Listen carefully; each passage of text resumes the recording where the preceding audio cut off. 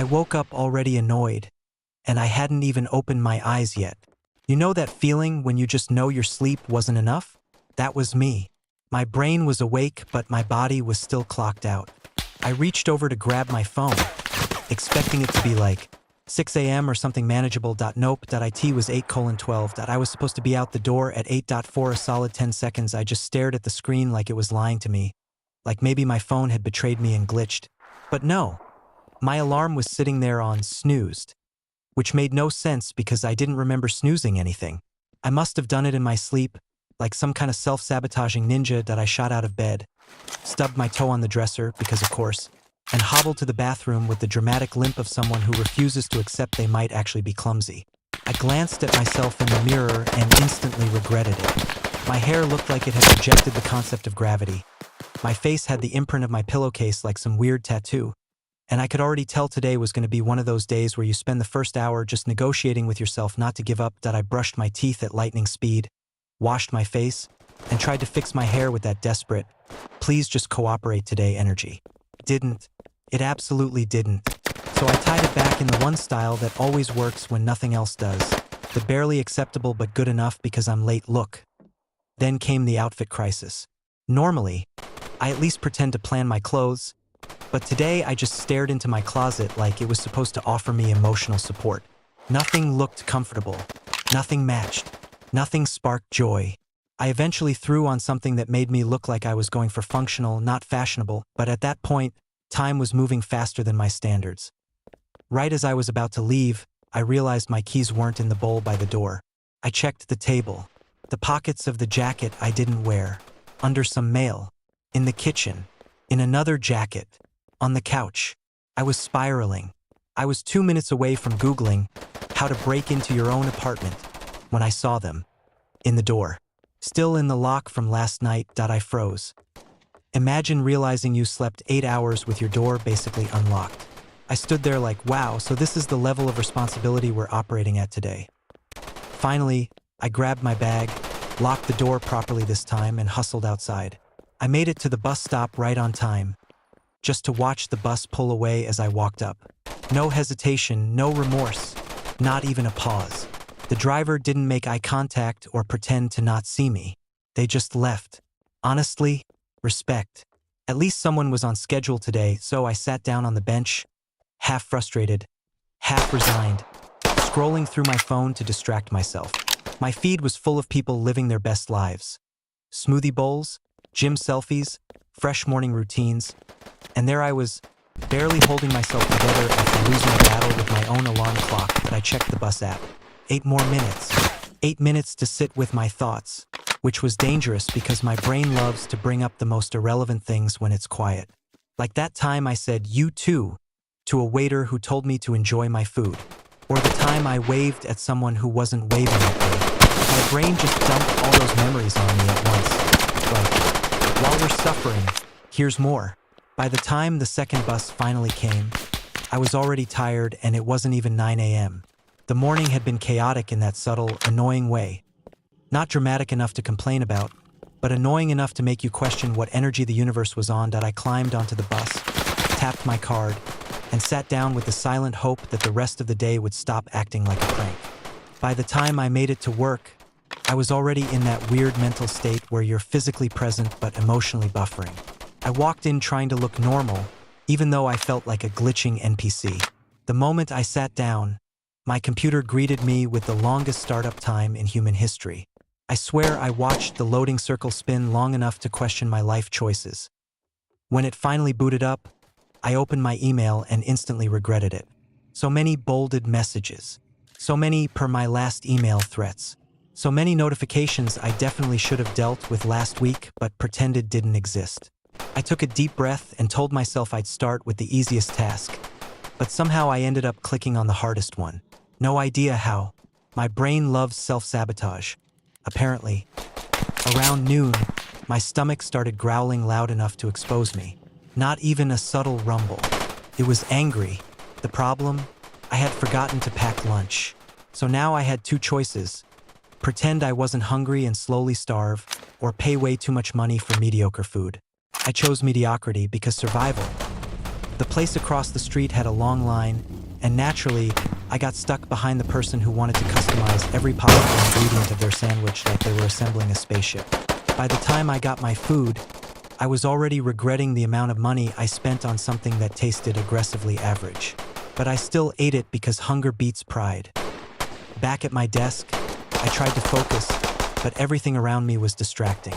Someone's phone kept buzzing nonstop like it was announcing a crisis. Another coworker was typing like they were punching the keyboard. Someone was reheating fish in the microwave, releasing an odor that everyone silently suffered through.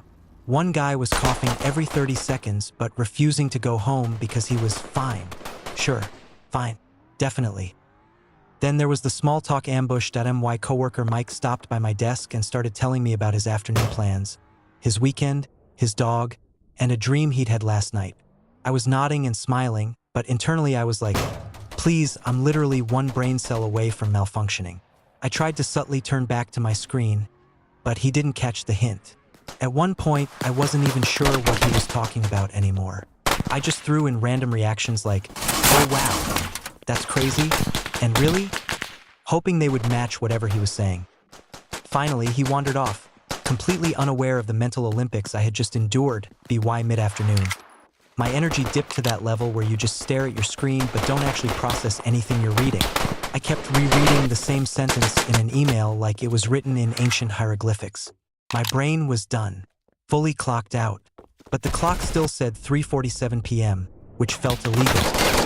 Then, like the day hadn't humiliated me enough, I got a notification for a deadline I forgot about. Something due at 5 p.m. My whole soul deflated. I scrambled to pull everything together, clicking around like I actually knew what I was doing. It wasn't pretty. There was panic, confusion, and at least 3 moments where I considered quitting life and becoming a forest hermit. But somehow, miraculously, I finished it. I hit send at 4:58 p.m. and sat back like I had just returned from war.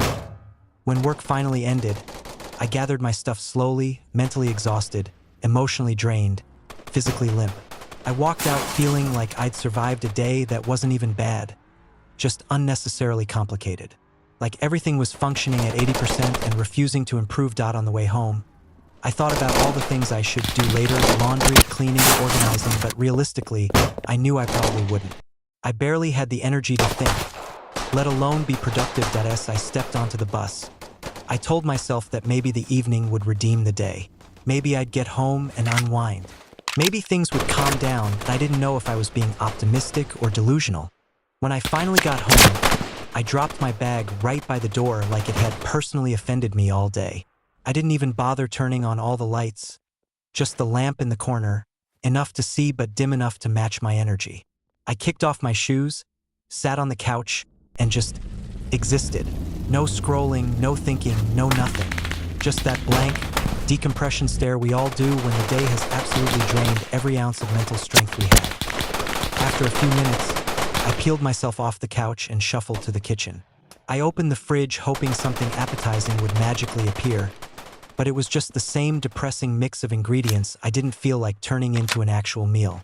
So I heated up leftovers that didn't even look good but tasted fine enough for a tired human who wasn't in the mood to care. That I ate standing up for the first few bites, then sat at the tiny table because I remembered adults are supposed to sit and enjoy their meals. But honestly, I just stared at the wall half the time, chewing mechanically like a robot that needed a firmware update. After dinner, I washed the dishes, not because I felt productive, but because I knew if I didn't do it right then, I'd hate myself in the morning. There's a weird satisfaction in watching the sink go from chaotic to clean in 5 minutes. It was probably the first thing all day that felt fully under my control. Then came that strange in-between part of the evening where you feel like you should do something meaningful, but your brain politely declines. I thought about doing laundry. I thought about cleaning my room.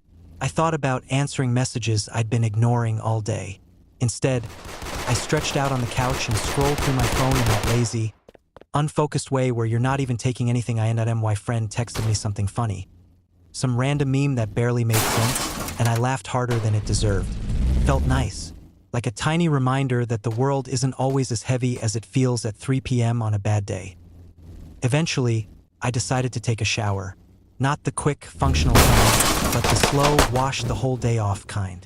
The water was hot, almost too hot, and it felt like it was melting all the stress into the floor. Honestly, that shower saved my mood more than anything else that happened that day. Afterward, I threw on comfortable clothes, made a cup of tea I barely drank, and sat by the window for a bit. I watched people walk by, listened to distant cars, felt the apartment settle into nighttime. There was something calming about the inactivity, the quiet hum of the world winding down. Nothing demanded my attention. Nothing required urgency. For the first time all day, my thoughts weren't racing. I started reflecting. Not deeply, not emotionally. Just that simple acknowledgement that some days are weird. Not terrible, not dramatic, just slightly off. A bunch of minor annoyances stacked on top of each other until they feel like something bigger. But then the day ends and you realize you got through it anyway. Before bed, I set my alarm extra carefully, double-checking it 3 times like it was a bomb I was trying not to detonate.